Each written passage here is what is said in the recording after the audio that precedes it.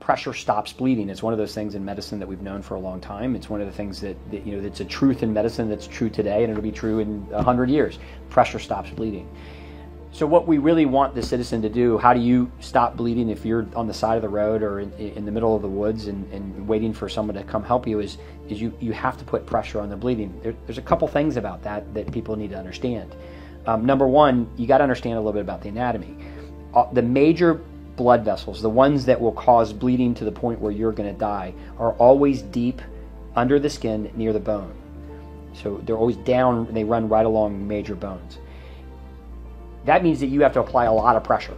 It's not just a little bit of pressure. It is a significant amount of pressure. Number two, it may cause some discomfort, and that's okay. You're not doing any damage. You're not hurting them. You're actually saving them. And number three, you have to hold it for a long time, right? You have to make sure you're holding pressure for long enough that the clotting process starts.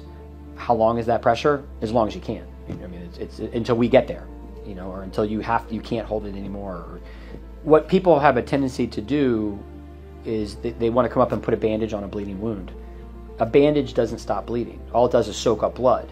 And again, that blood that it's soaking up into that bandage, it should be in your body. It shouldn't be being soaked into the bandage. We want it to stop. So before you put the bandage on, before you make something look pretty, you want to put pressure on it, and that pressure is what works.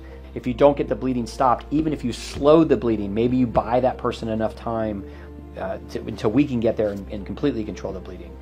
And then some bleeding can't be controlled. The wounds are too big, the artery is too large, the vein is too large. That's where we look at tourniquets, right? And even still, if you have a wound that needs a tourniquet, I want to put pressure on it while I'm getting the tourniquet in place. Because if you're free-flowing blood while I'm working on getting my tourniquet, you're dying while I'm getting my tourniquet in place. We want to stop the dying. We stop the dying by stopping bleeding with pressure, and then we apply the tourniquet, which then further controls it. That's the key.